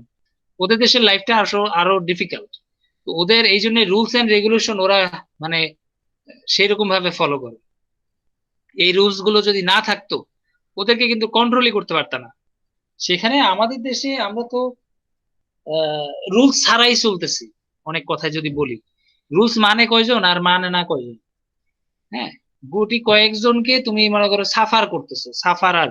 আমি যদি বলি রুলস যেটা বানাইতেছো সেটা তো আসলে ফলো করার জন্য না, বরঞ্চ আরো আমি যদি বলি যে ওই রুলস কে দিয়ে আরো মিস ইউজ করার জন্য আমাদের দেশে রুলস তৈরি করা হচ্ছে। ঠিক আছে, একটা রুলস বানাচ্ছে যাতে আরো সুবিধা বেশি মানে ভোগ করতে পারে সেই রকম, বাট দেওয়ার মতো না, কিন্তু যে আমরা সবাইকে একটা সুবিধা দিতে চাচ্ছি এরকম কোন রুলস আসলে আমরা তৈরি করতে খুবই আনস্কিল্ড। এগুলো আমরা করতেছি না। আর ওইটা পাইলে তো তোমার হবেই, কারণ বাংলাদেশ তো মনে করো এমনি অলস জাতি, ঠিক না? আমরা তো একটু অলস, আমাদের জি জাতি স্যার। হিসেবে আমরা একটু অলস। তাহলে আমাদের এই অলস জাতিকে তুমি আসলে আহ, মারতে হইলে বা ওইভাবে খাওয়াইতে হইলে তোমার চায়নাতে গিয়ে গাড়ি চাপা মারতে হবে আর কি সবাইকে। ঠিক আছে, তো চায়না বা জাপান ওইসব দেশে গিয়ে গাড়ি চাপায় মরতে হবে সব নাগরিককে, আদারওয়াইজ ওরা আর ভালো হবে না আর কি কোনোদিন। আরেকটা হচ্ছে এনভায়রনমেন্ট। ঠিক আছে, এনভায়রনমেন্ট, তাহলে এটা তো তোমরা অলরেডি বললাম। তাহলে মোটামুটি এগুলো হচ্ছে মানে কি ইস্যু, কমপ্লায়েন্সের ইস্যুর মধ্যে দেখা যায় এগুলো হচ্ছে বেশি কমন। আর এগুলোর সাথে তোমার রিলেটেড হচ্ছে বাকি সব, মানে যত কিছুই আছে দেখবে এইটার একটা না একটা শাখা প্রশাখা। আহ তাহলে আমরা এখন চাইল্ড লেবারে যদি আসি, আমরা এগুলো পড়বো, চাইল্ড লেবার টাইল্ড লেবার যা আছে সবই আস্তে আস্তে পড়বো, তারপরে আমরা একটু দেখতে থাকি যে আসলে এগুলো কি, একটু একটু করে পরিচিত হই। তারপরে আমরা বাংলাদেশের লতে যাব, বাংলাদেশের লেবার ল কেমন আছে বা ইন্টারন্যাশনাল ল গুলো কিরকম সেগুলো সম্পর্কে আমরা একটু জানবো। চাইল্ড লেবার বলতে কি বোঝাচ্ছে দেখো, এখানে 14 বছর, হ্যাঁ, অ্যাটলিস্ট 14 বছর হইতে হবে। এখানে কি বলছে, employee of the vendors must be over the applicable minimum legal age requirement or at be at least 14 years old or older then, মানে আমি বলতেছি 14 বছরের উপরে হইতে হবে, 14 বছরের নিচে যদি হয় সে তাদেরকে আমরা চাইল্ড বলি, চাইল্ড, মনে থাকবে? হ্যাঁ, জি স্যার। 14 নিচে, 14 নিচে, সাধারণত 14 উপরে পারমিটেড, মানে ওরা কাজ করতে পারে, ঠিক আছে, কিন্তু 14 নিচে কাজ করতে পারবে না, এটা হচ্ছে রুলস। এই মেয়েটার বয়স কত বলো দেখি? স্যার অবশ্যই 14-র উপরে বা 14। স্যার এটা শিওর? মেবি ইন্দোনেশিয়ান, তো ওদের বয়স তো আর স্যার দেখে বলা যায় না, তাও আন্দাজ করা যায় স্যার 12-13 বছর হতে পারে আর কি। হ্যাঁ, এটা খুব মজার আর কি, যে তুমি বয়স চিনবা কেমনে। স্যার আমার কাছে 10 বছর মনে হচ্ছে। মেয়েরা স্যার একটু মানে আ- মানে বেড়ে গেলে এর মনে হয় যে বয়স ওদের বয়সটা আ- অনেক বড়, আমাদের কিন্তু দেশ যদি আসলে ছোট। কল্পনা করো তাহলে হচ্ছে 8 থেকে 10। হ্যাঁ, এখন ওদের দেশে কত আমি জানি জি না। স্যার। ওদের দেশে তো বুড়া মানুষরাও বলে হচ্ছে 18 বছর, বুঝছো? ওদের দেশের 18 বছর যদি দেখো তাহলে বুঝবা যে এগুলো তো ভাই, এগুলো তো বুড়া হয়ে গেছে, এগুলো আবার 18 বছর আগে। ঠিক আছে, তাহলে এটা বয়স, ওদের দেশে বয়সটা আসলে কেমন আমি আসলে ঠিক কনফার্ম না, ওদের দেশের সাথে চলতে হবে দেন তুমি এটা কনফার্ম করতে পারবে। তবে আমাদের দেশে তাহলে বুঝতে পারতেছো কোন বয়সটাকে আমরা টার্গেট করে রাখবো। জি স্যার। এখন child and young worker, young worker, এটা চাইল্ড তো গেল, চাইল্ড তো বিষয়টা গেছে, আরেকটা আছে ইয়ং ওয়ার্কার। এখন child labour as per ILO, ILO যে ইন্টারন্যাশনাল লেবার ল অনুযায়ী কনভেনশন নাম্বার, ওই যে ধারা আর কি, ধারা হচ্ছে 138, মিনিমাম এইজ বলা হচ্ছে কি 15 বছর হইতে হবে ইন ডেভেলপিং কান্ট্রিজ। এই কথাগুলো দেখো, ডেভেলপিং কান্ট্রিজ, তাহলে আমাদেরটা কি কান্ট্রিজ? ডেভেলপিং কান্ট্রিজ, তাহলে 15 বছর, মেবি 14 ইফ অ্যাগ্রিড, যদি আইএলও অনুমতি দেয় তাহলে 14 বছরও হবে। 13 ইয়ার্স, 13 বছরও ক্যান ডু, মানে তারাও করতে পারবে light work, if not harmful to education and development. তার এডুকেশন এবং ডেভেলপমেন্টে যদি কোনো ব্যাঘাত না ঘটে তাহলে 13 বছরের বাচ্চা বা 13 বছরের যে আছে সেও কাজ করতে পারবে। The minimum age for hazardous work is 18 বছর, ঠিক আছে। আর 16 বছর আন্ডার স্ট্রিক্ট কন্ডিশন, মানে খুব কঠোর স্ট্রিক্টনেস ফলো করে তুমি 16 বছরেও তুমি রাখতে পারবা ওদেরকে এই হ্যাজার্ডাস কাজ করার জন্য, বাট 18 বছরটা মিনিমাম লাগবে। তাহলে বুঝতে পারতেছো যে কঠিন কাজগুলো যেখানে বিপদ বেশি, রিস্ক বেশি, সেই সব জায়গায় আমরা 18 বছর পর্যন্ত রাখাটা বেস্ট। তবে 16টা পারমিট করবে অনেক সময়।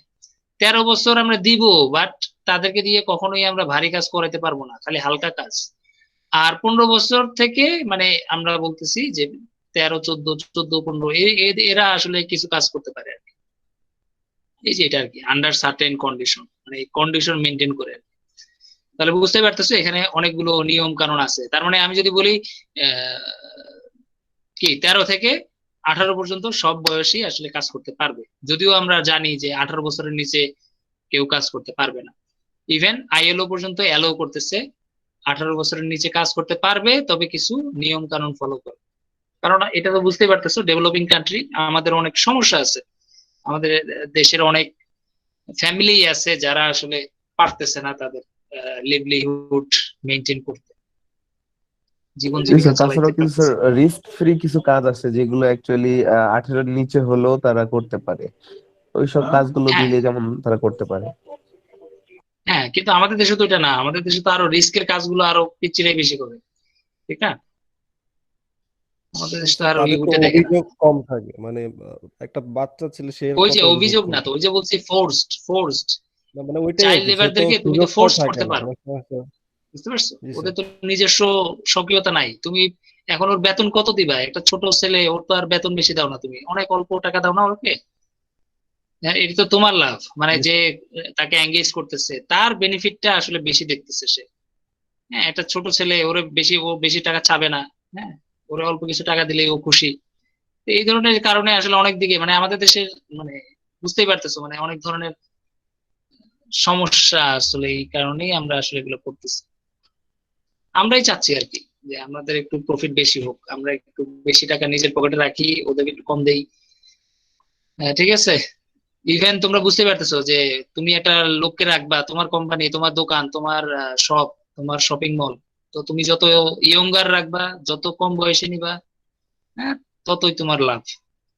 এই যে তোমার শপিং শপিং মল গুলোতে, দোকান টোকানে মানে একটা সেলসম্যান রাখতেছে কত টাকা দিয়ে? 5,000 টাকা। সেলসম্যান না, সেলসম্যান 5,000 থেকে 7,000 টাকা। কিন্তু দোকান হাইফাই, কিন্তু মাস শেষে তোমার বেতন হচ্ছে এটা। কি দেখো তোমরা এরকম সার্কুলার গুলো দেখো? হ্যাঁ, হ্যালো। স্যার কোন ধরনের সার্কুলারের কথা বললেন? জি স্যার, দেখি স্যার। শপিং মল গুলোতে নেয় না, এই যে বসুন্ধরা সিটি, তারপরে এটাতে ওইটাতে, ঈদের সময়। জি স্যার, স্যার এটা তো পরে বাণিজ্য দেখছি। মেলায় বা এই ধরনের হ্যাঁ হ্যাঁ, স্যার, দেখি আ- স্যার এক এগুলো। আরো মাস এক মাস বেতন করবা স্যার তুমি, এই এই যে সার্কুলার গুলো স্যার দেখি, কিন্তু স্যার এখানে ম্যাক্সিমাম ওই ঢাকার ওইদিকে থাকলে বাংলা কলেজের স্টুডেন্ট গুলো, মানে যারা আর কি ন্যাশনাল স্টুডেন্ট আছে ঢাকার হ্যাঁ, ভিতরে, ওরাই স্যার ম্যাক্সিমাম এই জব গুলো করে স্যার। হ্যাঁ, এটা কেন করে? এক মাস, এক মাস তুমি এদের ওয়ার্কিং আওয়ার কত তুমি দেখছো? জি স্যার, ওয়ার্কিং আওয়ারটাও তো অনেক বেশি স্যার, ভালোই ওয়ার্কিং আওয়ার, মানে অনেকক্ষণ হ্যাঁ, টাইম দিতে হয় স্যার। এরপর ওরা করে কি তুমি দেখছো কি কি করে ওই দোকানের মধ্যে?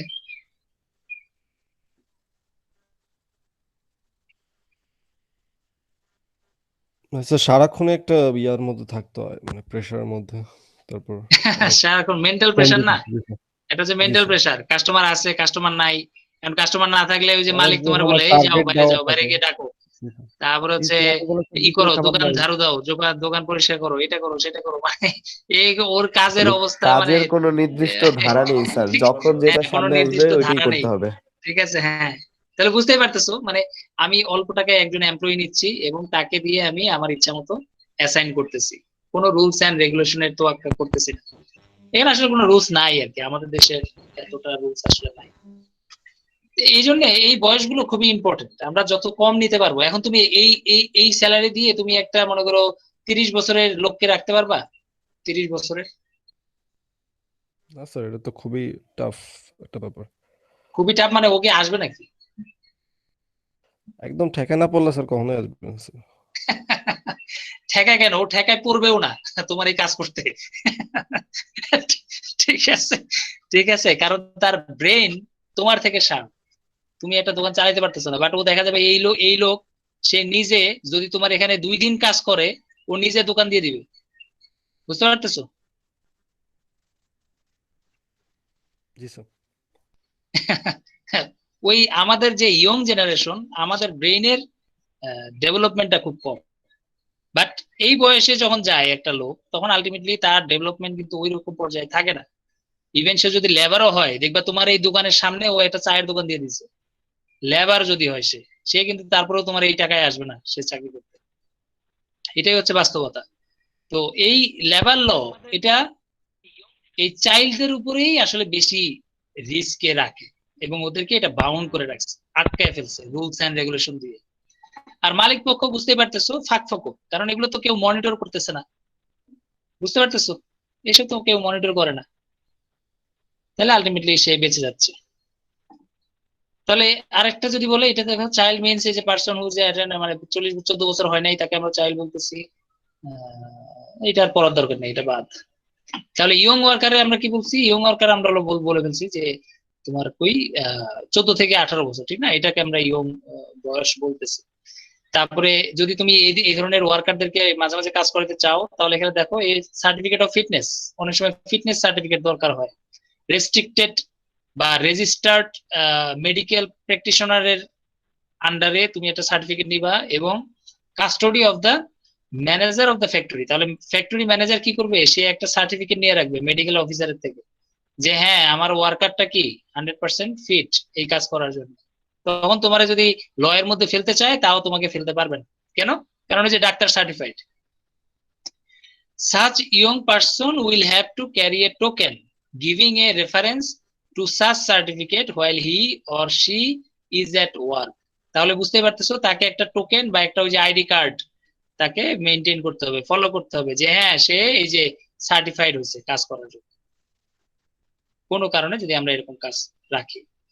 এরপরে ইয়ং ওয়ার্কারের ক্ষেত্রে ওয়ার্কিং আওয়ারটা কেমন হয় দেখো এখানে, for more than 5 hours in a day and 30 hours in a week. তাহলে বুঝতে পারতেছো ওদেরকে সাধারণত আমরা বেশি কাজ দিতে পারি না, 5 ঘন্টার বেশি, 5 ঘন্টা maximum, between the hours of 7 PM থেকে 7 AM। মানে এই সময়টা কাজ দিতে পারবা না, বুঝতে পারতেছো? মানে রাত্রে আর কি, আমি যদি বলি এটা রাতের টাইম আর কি, রাতের টাইমে তুমি ওকে কাজে নিতে পারবা না, কারণ এই টাইমটা ওর ঘুমানোর টাইম আর কি। ওই যে আমরা বলি না নাইট শিফট, তাহলে নাইট শিফটে আসলে সাধারণত তোমার এই ইয়ং ওয়ার্কার, চাইল্ড লেবার এরা যাতে কখনোই না থাকে, এটা তোমার খেয়াল রাখতে হবে। কোনো কারণে এটা ধরা খেলে মারাত্মক পেনাল্টিতে পড়তে হবে। On two shift that shall overlap or split over more than 7 or a half hours is।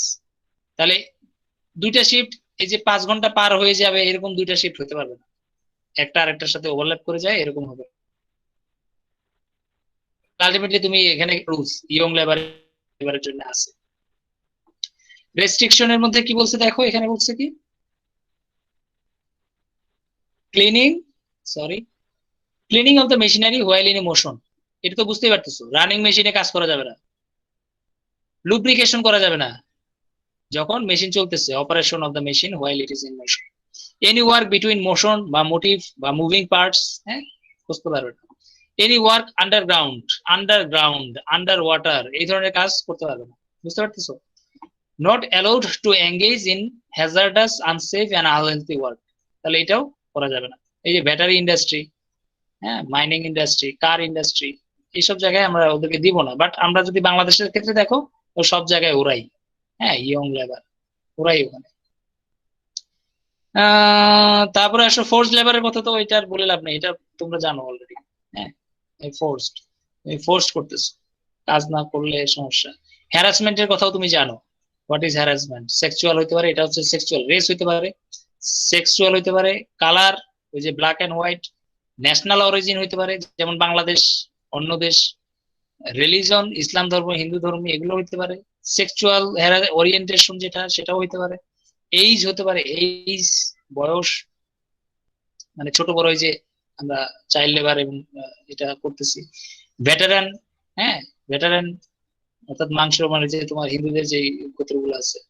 Political affiliation, এই যে বিএনপি, আওয়ামী লীগ, এটা সেটা, হ্যাঁ এগুলো, যদিও এটা আমাদের দেশে অনেক প্রচুর। তারপর হচ্ছে ডিসএবিলিটি, হ্যাঁ ডিসএবিলিটি তো আছে, এই যে ডিসেবল পার্সন, বাট ওকে তুমি কাজে নিচ্ছ, আবার ওকে তুমি হ্যারাসমেন্ট করতেছো, তো এই ধরনের কাজগুলো করা যাবে না। এইটা তো আরো সুবিধা, এটা তো হ্যারাসমেন্ট না, এটা আরো উল্টা সুবিধা। যত পলিটিক্যাল অ্যাফিলিয়েশন তত বেশি সুবিধা সে ভোগ করতেছে। আলটিমেটলি এটা হ্যারাসমেন্ট বলা যাবে না, এটা হচ্ছে মানে সুযোগ সুবিধা যার পাওয়ার দরকার তার বদলে আরেকজনকে দিচ্ছে। তাহলে আর কি বলা যায়, হ্যারাসমেন্ট অ্যাবিউজ তো গেলই, এমপ্লয়ি রেসপেক্ট ডিগনিটি এগুলো, হেলথ এন্ড সেফটিও তোমরা জানো, কম্পেনসেশন এন্ড বেনিফিট এটা এটা তো বললাম, কম্পেনসেশন বেনিফিট কিরকম ভাবে দেয়। আওয়ার্স অফ ওয়ার্ক নিয়ে অলরেডি আমরা অনেকগুলো কথা বলছি, ঠিক না? তোমরা এটা একটু করবা যে 12 ঘন্টা হবে, 48 ঘন্টা হবে, 10 ঘন্টা হবে, 60 ঘন্টা হবে, কত ঘন্টা হবে, আসলে কাজ কত ঘন্টা সেটাই তোমার এটা এখানে লেখা আছে। এটা সম্পর্কে তোমরা অলরেডি জানো, বাট আর একটু ডিটেইলস একটু দেখবা আসলে কোন ঘন্টাটা আসলে দরকার। আমরা বলি 10 ঘন্টা, মিনিমাম আমরা জানি 8 ঘন্টা, 8 ঘন্টা হচ্ছে পার ডে, কিন্তু আমাদের দেশে এটা হচ্ছে 10 ঘন্টা, কিন্তু 12 ঘন্টা পার হওয়া যাবে না। আর সপ্তাহে সপ্তাহে 48 ঘন্টা, এটার বেশি যা হওয়া যাবে না। ঠিক আছে, স্যার ইদানিং আমাদের বুঝতেই ইন্ডাস্ট্রি পারতেছো গুলোতে যে দেখি যে স্যার ওয়ার্কাররা যখন স্যার 8 ঘন্টার উপরে বা 9 ঘন্টার উপরে যে এই কাজগুলো করে ওর জন্য কেউ ওভারটাইম দেয়, কোম্পানি পে করে, হ্যাঁ হ্যাঁ এক্সট্রা পে করে, বাট ইঞ্জিনিয়ারদের জন্য কি এরকম কোনো ব্যবস্থা আছে যে সে যদি হ্যাঁ 10 ইঞ্জিনিয়ারদেরকে ঘন্টা দেয় না, 12 ঘন্টা ডিউটি না করে তখন সে ওভারটাইম পাবে কিনা? না, সে পাবে না। এটা স্যার ডিসক্রিমিনেশন হয়ে বাংলাদেশের গেল রুলস, না? এটা হচ্ছে বাংলাদেশের রুলস না। এই জন্যই তো ইঞ্জিনিয়ারের বেতন কম, ওয়ার্কারের বেতন বেশি। বুঝতে পারতেছো? ইনিশিয়ালি ওয়ার্কারের বেতন, মনে করো ওয়ার্কারের বেতন 8,000 টাকা, সাপোজ আমি বলি ওয়ার্কারের বেতন 8,000 টাকা, তোমার বেতন 8,000 টাকা। এখন ওয়ার্কার মাস শেষে উঠাচ্ছে 16,000 টাকা আর তুমি উঠাচ্ছ 8,000 টাকা, অথচ দুইজনে কিন্তু ইন্ডাস্ট্রিতে একই জি সময় স্যার, কাজ করবে। সে 5 পাস আর আমরা ইঞ্জিনিয়ার। ঠিক আছে, এটাই হচ্ছে অবস্থা। বুঝতে পারছো? হ্যাঁ, কারণ ও টাকা নিচ্ছে হচ্ছে শ্রম হিসেবে, দৈনিক হিসেবে, আর তুমি টাকা নিচ্ছ মাস হিসেবে। চালাকিটা এই জায়গায় করতেছে। ঠিক আছে, জি স্যার। এই জায়গাটায় এই চালাকিটা করতেছে। এবং এই রুলস গুলো বানাচ্ছে কারা? এই রুলস গুলো বানাচ্ছে কিন্তু ওই তোমার এইগুলো আমাদের যেসব শিক্ষিত মানুষ আমরা আছি আর কি। ঠিক আছে, তারা ওয়ার্কারদেরকে বেশি প্রায়োরিটি দিচ্ছে রেদার দেন ইঞ্জিনিয়ারদের থেকে। হ্যাঁ, এরপরে এক্সপিরিয়েন্স যখন হয় আস্তে আস্তে আস্তে আস্তে, তখন এই ইঞ্জিনিয়ারকে তারা কি করতেছে, এক্সপিরিয়েন্সের ভ্যালু দিচ্ছে। এক্সপিরিয়েন্সের ভ্যালু কিরকম? এই যে ওয়ার্কার, এদেরকে থেকে কিভাবে আউটপুট বানানো যায়, কিভাবে বাড়ানো যায়, কিভাবে বাড়ানো যায়, এদের থেকে আউটপুট যত বাড়বে তোমার স্যালারি তত বাড়বে। বুঝতে পারছো? জি স্যার। আনটিল দেন তোমার স্যালারি বাড়বে না, তুমি যেখানে আছো সেখানে থাকবে। এটা হচ্ছে তাদের একটা রুলস, মানে বানায় ফেলছে আর কি। এটাকে আসলে এরকম ছিল না, এরকম আসলে ছিল না, এটাকে এরকম বানানো হচ্ছে। স্যার বাংলাদেশে ইয়ান ইন্ডাস্ট্রির ফিউচার কিরকম, বা এখানে যদি কেউ জব করে তাহলে স্যার তার ফিউচার কোনটা? কিরকম হতে পারে আর কি, ইয়ার্ন ইন্ডাস্ট্রি গুলোতে, ইয়ান ম্যানুফ্যাকচারিং, বাংলাদেশে আসলে সব স্পিনিং মিল গুলোতে আর কি। সবগুলোই আসলে ডেভেলপ করার জায়গা আছে। ইয়ার্ন, তারপরে ফেব্রিক, ওয়েট প্রসেসিং, সবগুলো, এগুলো তো সবগুলোর ফিউচার ব্রাইট। ইয়ার্নে কিন্তু কথা দেখছি হচ্ছে যে ওই মানুষ যে জব করতে মানে চায় না, বেশি একটা আগ্রহী না, এটার কারণে জিজ্ঞেস করলাম আর চায় কি। না, ওই যে স্যালারির কারণে, স্যালারির কারণে স্যালারি একটু আস্তে আস্তে বাড়ে, এই জন্য তারা চায় না। তবে তোমার যদি মনে করো 10 বছর এক্সপিরিয়েন্স হয়ে যায়, হ্যাঁ, ইয়ার্ন ইন্ডাস্ট্রিতে, এই না ইয়ার্ন ইন্ডাস্ট্রিতে মানুষ তো নাই, তখন তো তোমার একসাথে বেতন 3-4 লাখ টাকা হয়ে যাবে এক টানে। 10 বছর যদি এক্সপিরিয়েন্স হয়, তোমার বেতন ওখানে সবচেয়ে টপ টপ বেতনটা তুমি পাবে। বুঝতে পারছো? আর স্যার গার্মেন্ট বা আর ফেব্রিক ইয়ার্ন ইন্ডাস্ট্রি ইন্ডাস্ট্রিতে থেকে যদি 10 সাধারণত বছরের মানুষ ই এক্সপিরিয়েন্স করে হয়। না, ওখানে যারা স্থায়ী হয়, হ্যাঁ, ইয়ার্ন ইন্ডাস্ট্রিতে যারা একটু চাকরি করে আর কি, তারা সাধারণত চাকরি আর সুইচ করা লাগে না, ওই একটা ইন্ডাস্ট্রিতে সে সারা জীবন কাটাই দিতে পারে। মানে খুব রিল্যাক্সের একটা আরামের জব আর কি। ঠিক আছে, ওখানে প্রেশার আচ্ছা, নাই। ইয়ান ইয়ার্ন ইন্ডাস্ট্রি ইন্ডাস্ট্রি হচ্ছে গুলোতে প্রেশার কম। নয়েজের ব্যাপারটা থাকে যে অনেকে তো নয়েজ টয়েজ তো নয়েজ, ইম্পর্টেন্ট না, ডাস্ট। তোমার তো কাজ কম করা লাগতেছে, বুঝো নাই?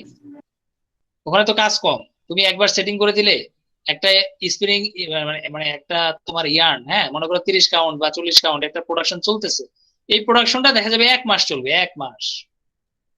বুঝতে পারছো? 3 দিন, 4 দিন, 5 দিন, মানে তুমি এক এক কাজ করবা মনে করো 5 মিনিট, 10 মিনিট, 1 ঘন্টা, অথচ তোমার প্রোডাকশন চলবে হচ্ছে 3 দিন। বুঝতে পারছো? স্যার আনটিল এই আমার স্টপ দ্য ফ্রেন্ডরা ছিল মেশিন তো যতক্ষণ ইন্ডাস্ট্রিতে, পর্যন্ত এটা রানিং তোমার থাকবে ওই প্রোডাকশন। স্পিনিং ইন্ডাস্ট্রিতে ছিল না আমার ফ্রেন্ডরা, ওরা হচ্ছে কি দেখবা যে ইন্ডাস্ট্রি চালাই দিয়ে খেলতেছে বাইরে, বাইরে খেলাধুলা করতেছে, বাইরে তোমার যাইয়া বাইরে ঘুরতেছে, পিকনিকে গেছে, মেশিন তো চলতেছে। হ্যাঁ, ও বাইরে ই করতেছে, বলে আর বাইরে সেটিং করে দিয়ে আসছি না, আমি আর কি করবো ওখানে, ওখানে আর তো আমার কাজ নাই। বুঝতে পারছো বিষয়টা? স্যার রুবায়েত স্যার একটা কথা বলছিল একদিন যে স্পিনিং মেশিনে যদি হঠাৎ করে একটা মানে ফল্ট চলে আসে আর মেশিনটা যদি রানিং অবস্থায় থাকে, ফল্ট প্রোডাকশন যদি দিতে থাকে, তাহলে স্যার একসাথে নাকি কয়েক লাখ টাকা লস হয়ে যায়। মানে তুমি যদি এক ঘুমায় ঘন্টা থাকো আধা তাহলে ঘন্টা তো লস ফল্ট হবেই, হিসেবে চলতে থাকলে তুমি ঘুমায় প্রোডাকশন। থাকবা কেন? হ্যাঁ,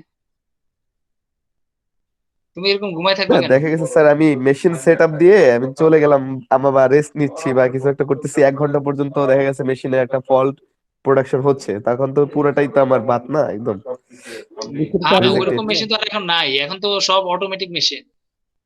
ওইসব মান্ধাতার আমলের মেশিন অনেক আগে বন্ধ হয়ে গেছে, বুঝতে পারছো?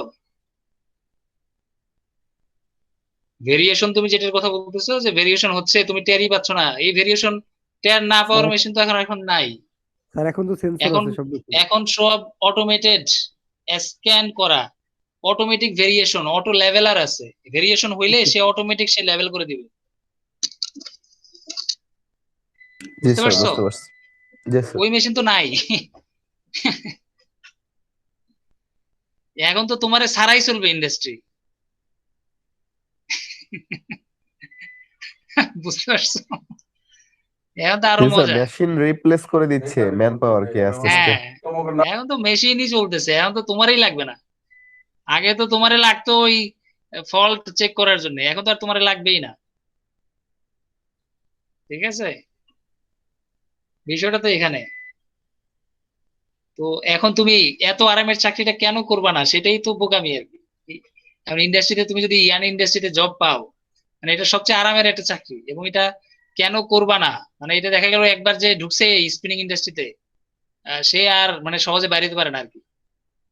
অন্য কোনো ইন্ডাস্ট্রিতে সে মজা পাবে না, বলে যে শালা এত আরামের চাকরি ছাইড়া দিয়ে আমি এখানে আইলাম কি করতে। ঠিক আছে। অলস লোকেদের জন্য পারফেক্ট স্যার। অলস লোকেদের যদিও জন্য পারফেক্ট, হ্যাঁ। যদিও টেক্সটাইলে স্যার অলস লোকের কোনো আর কি জায়গা না না এটা। না, ওখানে এটাকে অনেক সময় বলে যে আসলে ইন্ডাস্ট্রিতে এত এত কাজ নাই, তুমি যদি রিয়েলি ইঞ্জিনিয়ার হিসেবে কাজ করো, বুঝতে পারছো? ইঞ্জিনিয়ারদের কাজ এত না, কিন্তু আমাদের দেশে কি করে, ইঞ্জিনিয়ারদেরকে যেভাবে মানে কাজ করায়, ওদের 5টা ব্রেন নষ্ট ইঞ্জিনিয়ারের করে কাজ ফেলে, একজনে করে বুঝলে স্যার, নাই? প্রেসার তো পড়বেই। ওরা তো নষ্ট করে ফেলে, তোমার ব্রেন নষ্ট করে ফেলতেছে। ইঞ্জিনিয়ার তো ওই কাজ না, ওয়ার্কারদের মতো কাজ করবে ইঞ্জিনিয়ার, তাইলে তো আর ইঞ্জিনিয়ার আর ওয়ার্কারের মধ্যে পার্থক্য কোথায় হলো? বুঝতে পারতেছো? আমি যখন কাটিং সেকশনে ছিলাম, কাটিং সেকশনে, বুঝতে পারছো, গার্মেন্টস এর জি তোমাদের জি স্যার। কাটিং সেকশনে যখন আমি গেছি, ওখানে কাটিং এক্সিকিউটিভ, তারপরে ওখানে একটা মহিলা, দুইটা মহিলা, তিনটা, চারজন, চারজন, তারা অথরিটিকে বলছে যে স্যার আমরা চাকরি ছেড়ে দিব, আমাদের বেতন বাড়ান। বুঝতে পারতেছো? জি চারজন আর কি। আমার আমার ডিপার্টমেন্ট থেকে, অর্থাৎ আমি তো সিভিং এ ছিলাম, আমাকে নিয়ে গিয়ে পরে বলছে তুমি যাও কাটিং এ যাও। আমি তো জানি না কাটিং এ কিভাবে কাজ করে না করে, কিছু জানি না। আমার সরাসরি নিয়ে গেছে, যাও ওখানে, যাও ওখানে গিয়ে দেখো এখানে কি সমস্যা, এগুলো তুমি সলভ করো। জি বুঝতে পারছো? জি স্যার। এখন এই চারজনে চারজন কাজ করতেছে না, এখন কি ওই কাজগুলো সব আমি করতেছি। বুঝতে পারতেছো? জি এখন এদেরকে দরকারই নেই আর কি, কাটিং ডিপার্টমেন্ট। রিপ্লেসমেন্ট নিয়ে আসছে যে হ্যাঁ, তোমরা করবা না। রিপ্লেসমেন্ট আচ্ছা নিয়ে আসছে আর কি, বুঝছো? আমারে নিয়ে আসছে অলরেডি। আমি তো সব কাজ করেই ফেলতেছি, ওদের চারজনের কাউরের দরকার নাই। এখন ইন্ডাস্ট্রির যে আমার যে ম্যানেজার, সে বলে "এই, তুমি এগুলো সব করতেছো কেন, কাজ তো ওদের"। আমি বলি, স্যার ওরা ওদের কাজ না আমার কাজ, আমি তো এটা বুঝতে পারতেছি না, ওরা তো করতেছে না এগুলো। ঠিক আছে, তো এখন আলটিমেটলি এই যে চারজন, বুঝছো, জি চারজনকে মানে সরাই দিয়ে আমাকে অফার করছে যে তুমি কাটিং এক্সিকিউটিভ হয়ে যাও। বুঝতে পারছো? জি স্যার। ফোর ইন আমি বলি ওয়ান স্যার রোল আমি প্লে কাটিং করতে এক্সিকিউটিভ হবে। হব না। বলে কেন? বলে স্যার আমি তো আই। ঠিক আছে, আমি তো স্যার আই আই ডিপার্টমেন্টে আমি ভালো আছি, আমার ওই কাটিং আমার পছন্দ না। এই গেছে ম্যানেজার মানে খেইপা, যে আমাদের এক্সিকিউটিভ ডিরেক্টর যেটা ছিল সে গেছে খেইপা। হ্যাঁ, ওরে আমি বললাম কাটিং এ এক্সিকিউটিভ হইতে, ও বলে হবে না। ঠিক আছে, এ খেপে গেছে। পরে আমারে আবার সরাই দিছে, বলছে যে তুমি যাও, তোমার লাইনে তুমি ফেরত যাও। ঠিক আছে। আর 1 মাসের মধ্যে আমি ছিলাম, 1 মাস আর কি কাটিং এ 1 মাস ছিলাম, 1 মাসের মধ্যে আমরা মানে আমাদের 2টা ফ্লোর ছিল, একটা উপরে একটা নিচে, মানে 2টা ফ্লোরে কাটিং হইতে হবে। তো প্রতিযোগিতা চলতো যে কে বেশি প্রোডাকশন দিতে পারে কাটিং করে, বুঝা গেছে? জি স্যার। তো আমাদের ফ্লোরে, অর্থাৎ আমার ফ্লোরে, আমি তো মনে করো মানে নর্মাল একজন আই, হ্যাঁ, আর নিচের ফ্লোরে কিন্তু একজন একজন কাটিং ম্যানেজারই আছে। ঠিক আছে, আমার ফ্লোর সে সব কাইটা শেষ, মানে কাপড় কাটা এখন আর বাকি নাই আর কি। ঠিক আছে, কাটার মতো মানে ফেব্রিক নাই, নিচ জি থেকে নিচের যে অর্ডার সেগুলো পর্যন্ত উপরে নিয়ে এসে আমরা কাটিং করে করে নিচে সাপ্লাই দিচ্ছিলাম। বুঝতে পারছো? মানে প্রোডাকশন, মানে ওই মাসের প্রোডাকশনটা প্রায় বলতে পারো ওদেরকে আমরা টপকাই গেছিলাম আর কি। ঠিক আছে, জি স্যার। ওই মানে ও মানে ড্রাস্টিক্যাল একটা মানে চেঞ্জ ওখানে হয়ে গেছিল আর কি। তো পরে আবার আমাকে বলছে যে ঠিক আছে তুমি তোমার লাইনে ফেরত যাও, যেহেতু আমি আর এক্সিকিউটিভ হইতে চাচ্ছি না। হ্যাঁ, তো আমাকে পরে আবার বলছে তুমি প্রোডাকশন ফ্লোরে যাও। তো আমি আমার কাজে চলে আসছি, এরপরে তো চাকরি ছেড়ে দিয়ে তারপরে তো ইসে চলে আসছি, তোমাদের টিচিং এ চলে আসছি। ঠিক আছে, তো স্যাররা খুব রাগ করছে আর কি, যে এই বেটা তোমাকে নিয়ে আমাদের এত প্ল্যান ছিল আর তুমি এখন বলতেছো চাকরি ছেড়ে দিবে। তুমি কয় টাকা দিচ্ছে তোমাকে?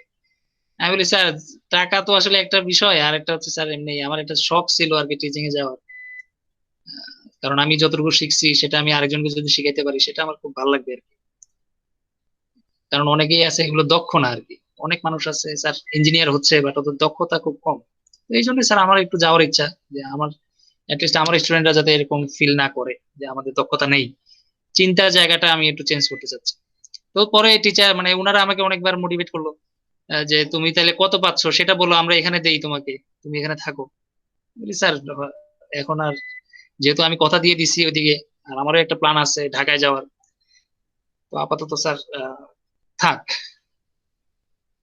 তো বলে আচ্ছা ঠিক আছে, তোমার যদি মনে হয় যে তুমি চলে আসবা, তুমি চলে এসো। কি ঠিক আছে? আমাকে এরকম বলছে আর কি, যে তোমার যদি মনে হয় যে টিচিং সাইডে দিয়ে আবার তুমি ইন্ডাস্ট্রিতে আসবা, তাহলে তুমি আবার আমাদের কাছে চলে আসবা, কিন্তু তুমি ওপেন আর কি, তোমার জন্য দরজাটা ওপেন। ঠিক আছে, আমি স্যার, বলি, ঠিক আছে স্যার, ধন্যবাদ। চেয়ারম্যানের সাথে আমাদের ডিপার্টমেন্টাল চেয়ারম্যানের সাথে মিটিং এর সময় আমি এই কথাটা একবার তুলছিলাম যে স্যার আমাদের যে সকল টিচাররা আছে যারা দেখা গেছে ইন্ডাস্ট্রি এক্সপিরিয়েন্স নিয়ে তারপর টিচিং এ আসছে তাদের কাছ থেকে আমরা বেটার এডুকেশনটা পাই, একদম প্র্যাকটিক্যাল এডুকেশন যেটা সেটা পেয়ে থাকি। তো এটাতে দেখা যাচ্ছে স্যারেরাও অনেকটা এগ্রি করছে যে হ্যাঁ তারা আসলে যারা ইন্ডাস্ট্রিয়াল এক্সপিরিয়েন্স নেই শুধু একাডেমিক এক্সপিরিয়েন্স থেকে টিচিং এ আসছে তাদের থেকে আর কি তারা একটু বেটার টিচিং দেয় আর কি, তাদের এটা আবার মেথডটাই কার ভিন্ন। সাথে তুমি কথা বলছো? এটা স্যার একটা চেয়ারম্যানের সাথে একটা মিটিং এর সময় আমি কথাটা বলছিলাম স্যার, যে স্যার আমাদের কোন জানতে চেয়ারম্যানের চাইছিল সাথে কি কথা কি বলছো? আমাদের বর্তমান যে এটা কি বলে ভারপ্রাপ্ত বা রানিং চেয়ারম্যান যে স্যার আচ্ছা, ডিপার্টমেন্টাল আমাদের। বুঝছি। তো এটা হচ্ছে মজার একটা বিষয়। হ্যাঁ, এই মানে এই চাকরিটা করে আমি মজা পাইছিলাম, যদিও এখানে খুব প্রেশার ছিল। মানে প্রত্যেক দিনই দেখা যেত সকালে ঢুকতাম, রাত্রে কয়টা বাজে বের হইতাম কারণ ঠিক নাই। ইভেন এমনও মনে আছে, সন্ধ্যার সময় আমি বেরোচ্ছি, আমাদের যে এই ফিলিপাইন শ্রীলঙ্কার যে ম্যাডাম, হ্যাঁ, টেকনিশিয়ান, আমি বলেছি গুড মর্নিং ম্যাম। ঠিক আছে, তখন বাজে রাত 7টা আর কি। তখন সে আমার দিকে তাকায় বলে হোয়ার আর ইউ। ঠিক আছে, আমি বলি ma'am I am in industry, it is day light. ঠিক আছে, উনি উনি হাসতেছে, বলে যে মোবারক তো আর দেশে নাই, মানে ও বাইরে। ঠিক আছে, আমি আমি বলি যে, আমি বলবো যে স্যার ম্যাডাম গুড বাই বা গুড ইভিনিং গুড নাইট। হ্যাঁ, আমি বলতেছি গুড মর্নিং। ঠিক আছে, আমার দিন শুরু হচ্ছে। তো এরকম একটা অবস্থা আর কি। তো ইন্ডাস্ট্রি প্রেশার যেরকম, প্লাস ওখানের এনভায়রনমেন্টটা একটু অন্যরকম, এবং এখানে তুমি মজা পাবা, অনেক দীর্ঘদিন কাজ করে মজা পাবা। চ্যালেঞ্জটা অ্যাকসেপ্ট আর এই করতে যে পারলে এই স্যার কথাটা যেটা বললাম, ভালো। এই জায়গায় যেটা বললাম, এই যে তোমাকে স্যালারিটা কম দিতে চায়, কিন্তু তোমার তো আসলে স্যালারি এটা না, তোমার স্যালারি আরো বেশি। তবে ইন্ডাস্ট্রি গুলো এটা বুঝে না, ওই ইন্ডাস্ট্রি গুলো বুঝে না, আবার ওরা দিতে চায় না আর কি, শুরুতে দিতে চায় না। এখন তোমার থেকে আউটপুট কি পাবে না পাবে তারা কনফিউজ থাকে, কনফিউজ থাকলে কিন্তু তারা আর তোমাকে দিবে না, বুঝতে পারতেছো? এটার কারণে ওরা দিতে চায় না। স্যার জবের শুরুতে সাপোজ যখন ইন্টারভিউটা হয় আর কারো জব সিলেকশনটা হয়ে গেল, তখন তো তাকে স্যালারি আস্ক করে। তো তখন স্যার আমাদের অ্যাকচুয়ালি কিরকম ডিমান্ড করা উচিত তাদের কাছ থেকে? এটা তোমার ব্যাপার। আমার সময় আমাকে না, বলছিল, আমি বলছি যে sir what is your industry prefer, it will do. যেহেতু আমার ফার্স্ট চাকরি ছিল ইন্ডাস্ট্রিতে, বুঝতে পারছো? জি। এটা ছিল একটা জায়গায়। আরেকটা জায়গায় ছিল হচ্ছে কি, ওরা আমাকে সরাসরি মানে তখন হচ্ছে ইয়ং অন যে গ্রুপটা চিটাগং এর, তো সেখানে আমি চান্স পাইছিলাম। ওখানে ইন্টারভিউতে প্রথমেই আমি ছিলাম আর কি ফার্স্ট ক্যান্ডিডেট হিসেবে। তো প্রথমে ইন্টারভিউ ফেস করে প্রথমেই আমি সিলেক্ট হওয়ার পরে আমাকে বলছে যে তোমার বেতন হচ্ছে 18,000 টাকা। এটা হচ্ছে কত সালে, 2012 সালে আর কি।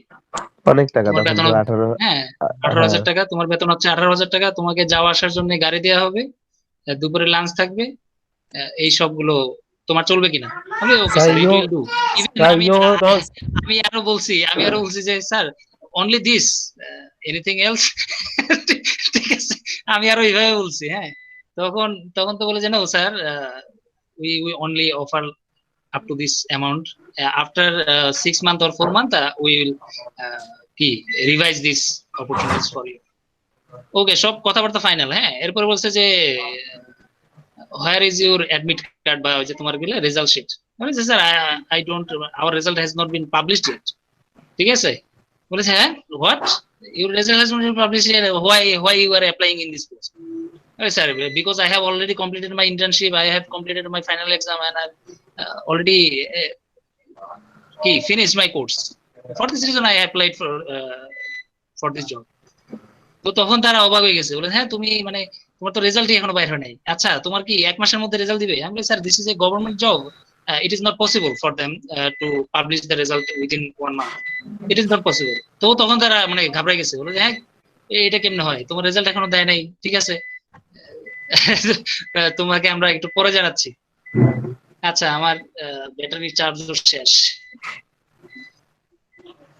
বুঝতে পারছো? পরে আমাকে আর তারা সিলেক্ট করলো না আর কি, যে আমার রেজাল্ট নাই কেন।